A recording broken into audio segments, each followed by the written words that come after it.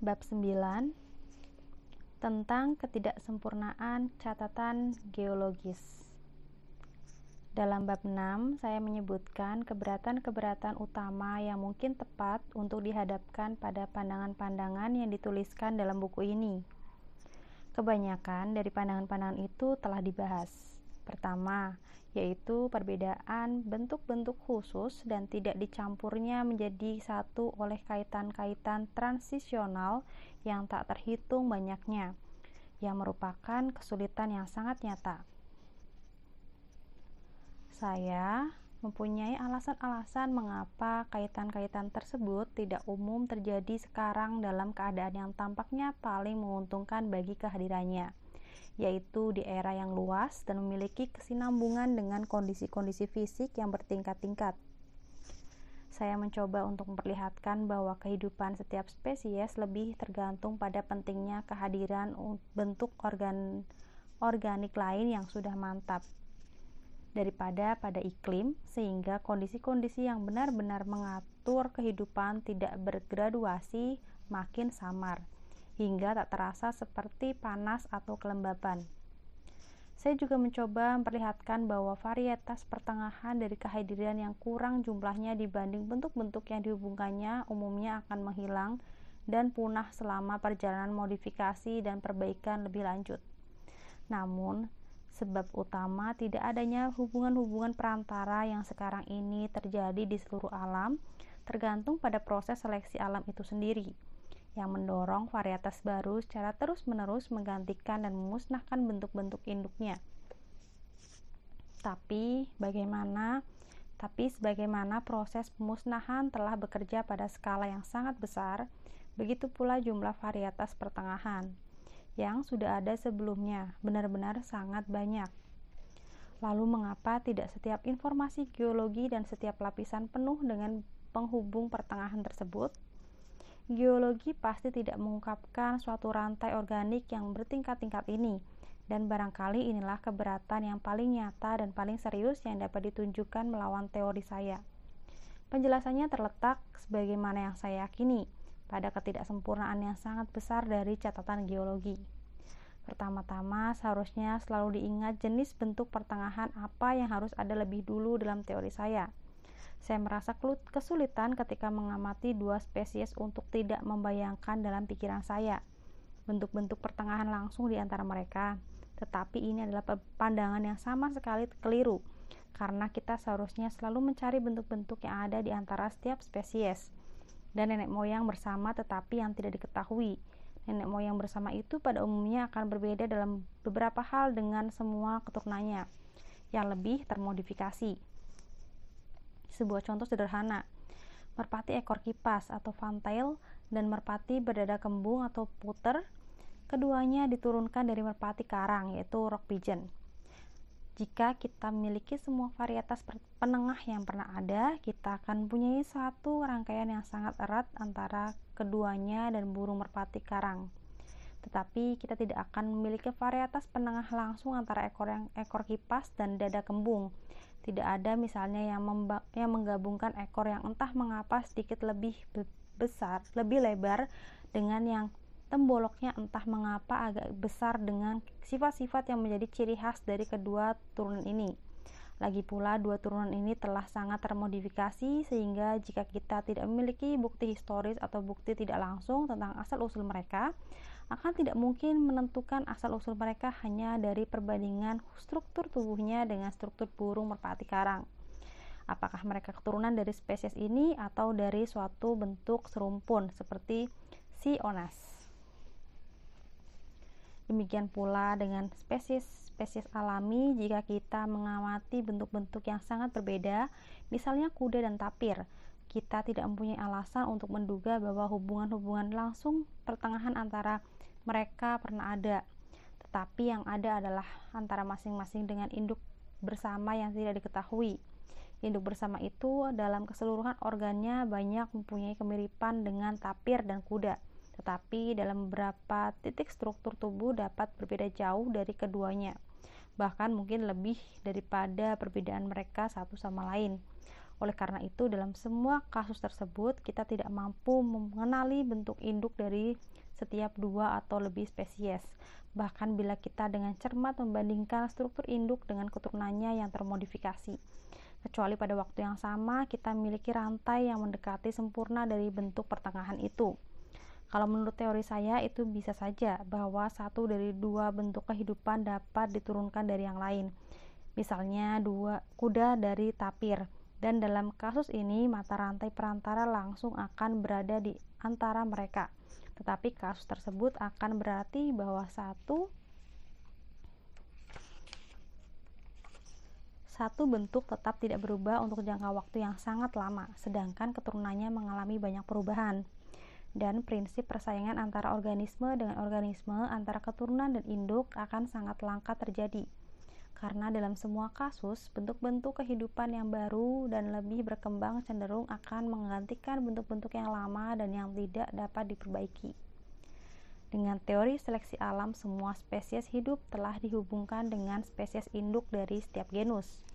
Dengan perbedaan-perbedaan yang tidak lebih besar daripada yang kita lihat antara varietas-varietas dari spesies yang sama pada waktu sekarang. Dan spesies-spesies induk yang sekarang umumnya sudah punah, pada gilirannya telah dihubungkan secara serupa dengan bentuk-bentuk yang lebih purba, dan begitu seterusnya ke belakang, selalu memusat pada nenek moyang bersama dari setiap kelas besar. Dengan demikian, jumlah mata-mata rantai pertengahan dan transisional antara semua spesies yang hidup dan yang punah tentu tak terbayangkan banyaknya. Tapi yang pasti, jika teori ini benar, makhluk-makhluk yang demikian itu pernah hidup di bumi ini. Dalam kurun waktu terlepas dari apakah kita tidak menemukan sisa-sisa fosil dari mata rantai pertengahan yang begitu tidak terbatas banyaknya, maka dapat diajukan keberatan bahwa waktu tidak mungkin cukup untuk terjadinya sejumlah perubahan organik yang begitu besar. Semua perubahan yang telah dihasilkan itu terjadi secara perlahan-lahan melalui seleksi alam. Hampir mustahil bagi saya untuk dapat meyakinkan pembaca yang bukan pakar geologi praktis mengenai fakta-fakta yang menggiring pikiran dengan samar-samar untuk memahami kurun-kurun waktu. Siapa saja dapat membaca karya besar Sir Charles Lyell tentang prinsip-prinsip geologi atau The Principle of Geology, yang oleh pakar sejarah kemudian dikenal sebagai sebuah revolusi dalam ilmu alam, namun tetap tidak mengakui betapa sangat luasnya kurun-kurun waktu di masa lalu. Dapat sekaligus menutup buku ini.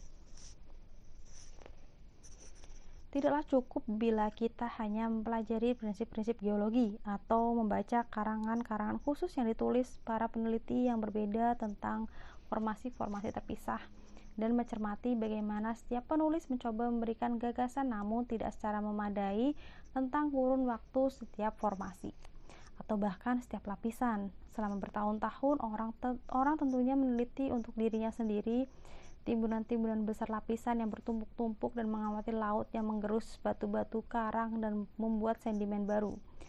Sebelum orang itu bisa berharap untuk memahami suatu tentang kurun waktu, monumen-monumen yang kita lihat di sekeliling kita. Berjalan-jalan sepanjang pantai yang terbentuk dari bebatuan karang merupakan hal yang baik untuk mengamati proses degradasi. Gelombang pasang dalam banyak kasus hanya menerpa karang dalam waktu singkat 2 kali sehari, dan gelombang menggerogotinya hanya bila mengandung pasir atau batu kerikil, sebab ada bukti kuat untuk percaya bahwa air murni hanya berdampak kecil atau tidak berdampak apapun dalam menggerus habis karang. Akhirnya dasar karang terkikis di bawahnya. Bongkahan-bongkahan besar berguguran dan yang tetap berdiri dibuat aus atom demi atom hingga setelah berkurang ukurannya dapat digulung dan digelindingkan oleh gelombang laut dan kemudian lebih cepat dihancurkan menjadi batu kerikil, pasir, atau lumpur. Tetapi betapa sering kita melihat sekitar dasar batu besar bundar karang yang terlepas, semua dilapisi tebal-tebal oleh hasil-hasil kelautan, dan menunjukkan betapa sedikit demi sedikitnya batu-batu tersebut terkikis dan betapa jarangnya mereka digulung kian kemari. Lagi pula, bila kita menelusuri sepanjang beberapa mil suatu pinggiran bukit karang yang mengalami degradasi, kita menemukan bahwa hanya beberapa tempat di sana-sini di sepanjang jarak pendek atau sekitar suatu tanjung yang menunjukkan bahwa karang tersebut sedang terkikis. Penampilan permukaan tanah dan tumbuhan menunjukkan bahwa di tempat lain bertahun-tahun telah berlalu sejak air menghantami dasarnya. Orang yang mempelajari dengan seksama aktivitas laut di pesisir kita, saya yakin akan sangat terkesan dengan lambannya pantai-pantai karang terkikis. Pengamatan mengenai hal ini yang dikepalai oleh Hugh Miller dan oleh pengamat handal Mr. Smith dan Jordan Hill adalah yang paling mengesankan.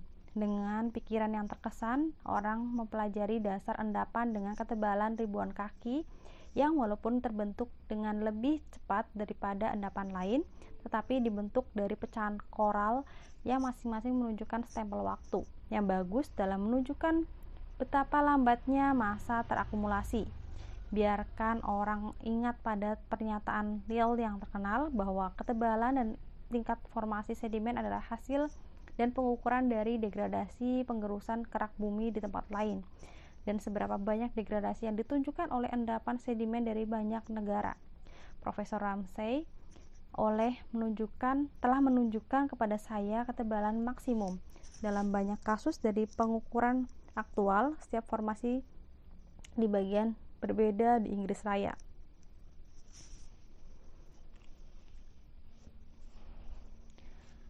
Dan inilah hasilnya. Lapisan Paleozoik tidak termasuk dasar gunung berapi 57.154 kaki, lapisan sekunder 13.190 kaki, lapisan tersier 2.240 kaki. Jumlah keseluruhan 72.584 kaki, sangat dekat dengan 13/3/4 mil Inggris. Beberapa dari formasi ini yang di Inggris diwakili oleh dasaran tipis, terdapat ribuan kaki tebalnya di benua Eropa. Lagi pula, antara setiap formasi berikut yang kita miliki, menurut pendapat kebanyakan pakar geologi, terdapat periode-periode kosong yang sangat panjang, sehingga timbunan tinggi karang endapan di Inggris hanya memberikan suatu gambaran yang kurang memadai tentang kurun waktu selama akumulasinya, juga betapa lamanya waktu yang dihabiskannya. Para pengamat yang baik telah memperhitungkan bahwa sedimen yang tersimpan di sungai besar Mississippi hanya sekitar 600 kaki dalam 100.000 tahun. Perhitungan ini mungkin saja keliru, namun mengingat ruang-ruang yang sangat luas dari sedimen ini dibawa oleh arus air laut, maka proses akumulasi ini di salah satu area pasti sangat lamban. Tetapi jumlah penggundulan yang diderita lapisan di banyak tempat yang tidak dipengaruhi oleh angka akumulasi dari bahan yang terdegradasi mungkin menawarkan bukti terbaik dari kurun waktu yang lampau. Saya ingat betapa dulu pernah terkejut dengan bukti penggundulan ketika memandangi pulau-pulau vulkanik yang telah mengalami pengikisan oleh gelombang air laut dan terpotong di sekelilingnya menjadi bukit-bukit karang terjal tegak lurus tinggi 1.000 atau 2.000 kaki dengan lereng aliran larva yang dulunya cair, menunjukkan secara sepintas betapa jauhnya dasaran karang yang kokoh itu pernah menjorok ke tengah laut. Cerita yang sama masih dikisahkan dengan patahan-patahan itu mengenai retakan-retakan besar di mana terdapat lapisan-lapisan yang melengkung pada satu sisinya atau jatuh menimpa yang lain setinggi atau sedalam ribuan kaki. Karena sejak kulit bumi mengalami retakan, permukaan tanah benar-benar melengkung oleh aktivitas laut, dan bahwa tidak ada jejak pengerakan keras tanah yang terlihat dari luar. Celah Crever misalnya meluas ke atas 30 mil dan sepanjang garis ini perpindahan lapisan vertikal bervariasi dari 600 hingga 3.000 kaki. Profesor Ramsay telah menerbitkan satu laporan terjadinya keanjlokan di Anglesey dalam 2.300 kaki dan dia menjelaskan kepada saya bahwa dia yakin sepenuhnya ada satu di Merionethers sedalam 12.000 kaki, namun dalam kasus-kasus ini tidak ada suatu petunjuk pun pada permukaan yang bisa menunjukkan gerakan-gerakan aneh dengan timbunan karang pada salah satu sisi retakan yang telah disapu bersih dengan mulus. Pertimbangan mengenai fakta-fakta ini mengesankan pikiran saya hampir seperti pada usaha yang sia-sia untuk memahami ide keabadian. Saya ingin memberikan sebuah kasus lain, yaitu penggundulan wilt yang terkenal itu. Walaupun harus diakui bahwa penggundulan wilt hanya sepele dibandingkan dengan apa yang telah menyebabkan hilangnya masa lapisan Paleozoik dalam bagian dengan ketebalan 10.000 kaki seperti yang ditunjukkan dalam laporan ilmiah oleh Profesor Ramsey yang sangat bagus mengenai hal ini, tetapi merupakan pelajaran berharga untuk berdiri di North Downs dan memandang ke kejauhan South Downs karena mengingat tidak ada jarak yang jauh ke tebing-tebing barat, utara, dan selatan untuk bertemu dan mendekat. Orang bisa dengan mudah menggambarkan ke dirinya sendiri kubah karang besar yang telah menutupi wilt dalam periode waktu terbatas sejak terjadinya bagian formasi chalk atau kapur. Jarak dari utara ke selatan Downs adalah sekitar 22 mil, dan ketebalan beberapa formasi rata-rata sekitar 1.100 kaki, seperti yang diberitahukan kepada saya oleh Profesor Ramsey. Tetapi jika seperti yang diandaikan beberapa ahli geologi, barisan bebatuan lama yang mendasari wilt di sisi-sisi di mana banyak simpanan sedimen terakumulasi dalam massa yang lebih tipis daripada di tempat lain, perhitungan di atas mungkin keliru. Namun sumber keraguan ini mungkin tidak ada berpengaruh besar pada perhitungan yang diterapkan pada bagian barat distrik itu. Maka jika kita mengetahui beberapa kecepatan laut pada umumnya mengikis bagian karang pada ketinggian tertentu, kita bisa mengukur waktu yang dibutuhkan untuk menggundulkan wilt. Ini tentu saja tidak bisa dilakukan, tetapi kita bisa untuk membentuk gagasan kasar mengenai masalah ini. Mengasumsikan bahwa laut akan mengikis karang dengan ketinggian 5.000 kaki dengan kecepatan 1 inci dalam 1 abad. Pada awalnya ini akan tampak seperti perhitungan yang sangat kecil, tetapi ini sama seperti kita mengasumsikan sebuah karang terjal setinggi 1 yard dan dikikiskan di sepanjang pantai dengan kecepatan 1 yard dalam hampir setiap 22 tahun. Saya ragu apakah ada karang bahkan yang selunak kapur dan terkikis pada kecepatan ini kecuali di pantai-pantai yang paling terbuka, walaupun tidak diragukan bahwa degradasi puncak karang terjal akan lebih cepat dari kerusakan pecahan-pecahan yang berjatuhan. Di sisi lain, saya tidak percaya kalau setiap garis pantai dengan panjang 10 atau 20 mil akan pernah mengalami degradasi yang pada waktu yang bersamaan dengan sejumlah panjang lekuknya. Dan kita harus ingat bahwa hampir semua strata terdiri dari lapisan keras atau bongkahan keras yang dengan menahan erosi yang sangat lama untuk membentuk sebuah pemecahan gelombang di dasarnya. Jadi dalam kondisi-kondisi biasa saya menyimpulkan bahwa untuk sebuah karang terjal setinggi 500 kaki, penggundulan 1 inci per 1 abad untuk seluruh panjangnya merupakan perhitungan yang cukup. Dengan kecepatan ini, dengan data di atas, penggundulan wilt tentunya memerlukan 306.662.400 tahun atau katakanlah 300 juta tahun. Gerakan air tawar pada distrik Wealden mendaki perlahan ketika terangkat. Hampir tidak bisa dianggap tinggi, tetapi entah bagaimana mengurangi perhitungan di atas. Di lain pihak, selama pada level osilasi atau goyangan yang kita sudah ketahui kalau di alam area ini permukaannya telah ada selama jutaan tahun sebagai daratan dan telah melepaskan diri dari gerakan air laut ketika berada di dalam air selama jangka waktu sangat lama. Ini juga telah melepaskan diri dari gelombang pantai sehingga dalam semua probabilitas periode waktu lebih lama daripada 300 juta tahun telah terlewat sejak bagian akhir periode sekunder. Saya memberikan beberapa pernyataan ini karena sangat penting bagi kita untuk memikirkan meskipun tidak sempurna bagian berlalunya kurun waktu bertahun-tahun.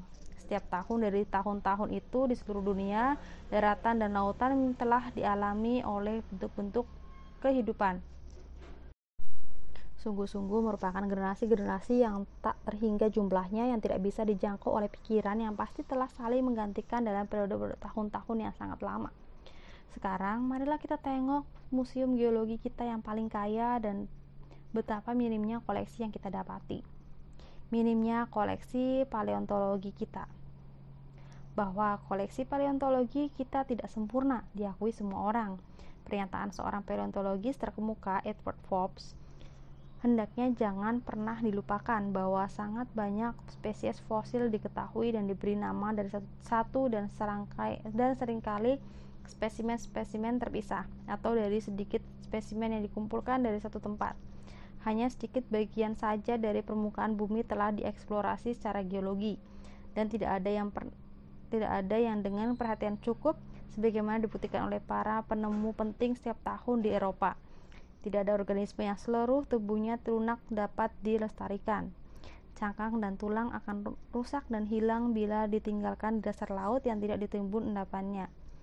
Saya yakin kita akan terus sangat keliru bila beranggapan bahwa endapan tersimpan hampir merata di seluruh dasar laut dengan laju cukup cepat untuk menanam dan melestarikan sisa-sisa fosil, meliput seluruh samudera yang sangat luas. Warna biru cerah dan dari air menandakan kemurniannya.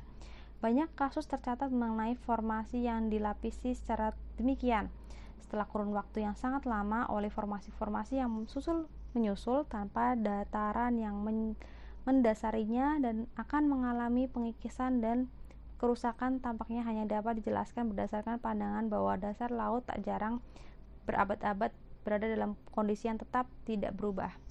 Sisa-sisa yang tertanam jika dalam pasir atau batu kerikil akan naik ke atas bila dasar naik ke atas, dan pada umumnya akan larut oleh penyerapan air hujan. Saya menduga bahwa hanya sedikit dari banyak jenis hewan yang hidup di pantai di antara batas air tinggi dan air rendah yang dilestarikan.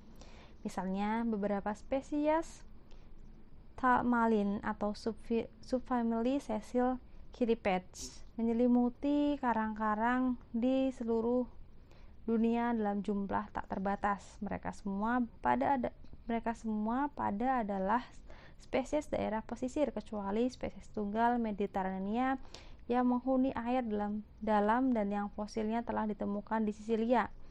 Sedangkan hingga sekarang tidak ada spesies lain ditemukan dalam formasi tersier. Sekalipun demikian, diketahui bahwa genus Catmalus hidup dalam periode chalk atau kapur. Genus Mollusca Chiton memberikan kasus yang sebagian serupa. Dengan melihat apa yang dihasilkan terestrial atau daratan selama kurun waktu sekunder dan paleozoik, tak perlu dinyatakan lagi bahwa bukti-bukti kita tidaklah lengkap pada tingkat ekstrim. Misalnya, tidak satupun karang darat yang diketahui termasuk salah satu dari kurun waktu yang besar ini, kecuali satu spesies yang ditemukan oleh Sir C. Lyell dalam lapisan yang mengandung karbon di Amerika Utara.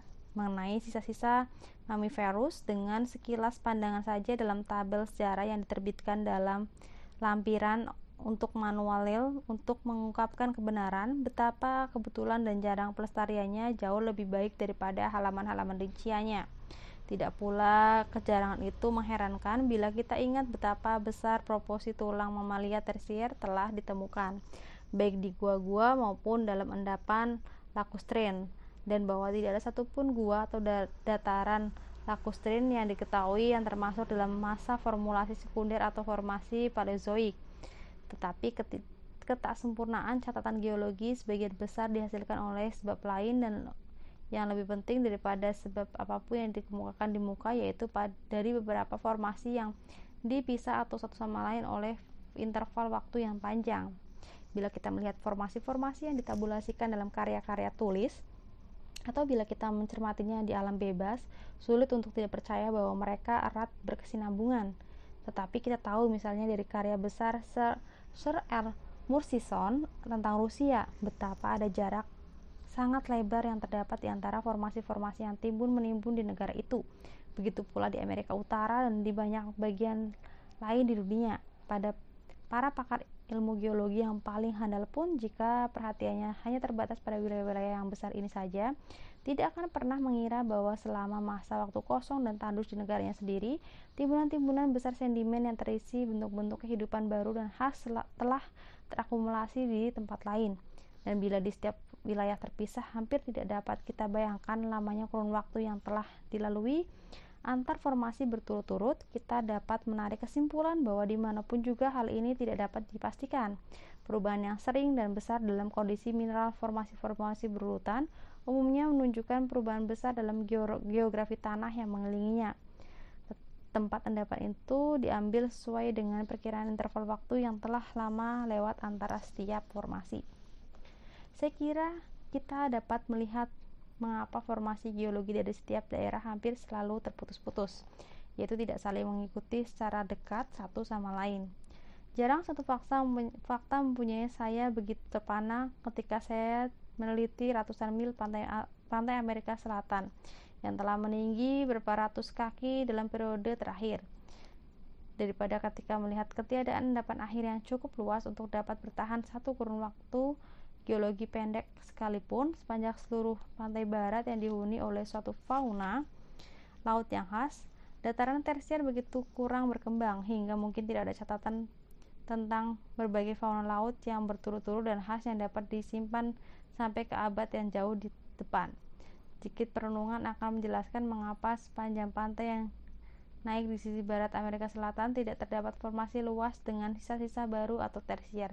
Meskipun pasokan endapan selama berabad-abad tentunya besar dilihat dari degradasi sangat besar dari karang-karang pantai dan aliran lumpur yang memasuki laut.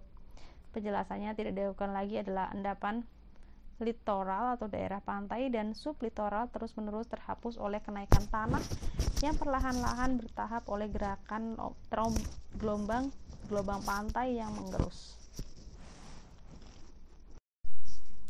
Saya kira kita dapat menarik kesimpulan bahwa endapan harus diakumulasikan dalam masa-masa sangat tebal, padat atau sangat luas agar dapat bertahan terhadap gerakan hempasan gelombang yang tiada hentinya ketika pertama naik dan selama osilasi permukaan tanah yang selanjutnya.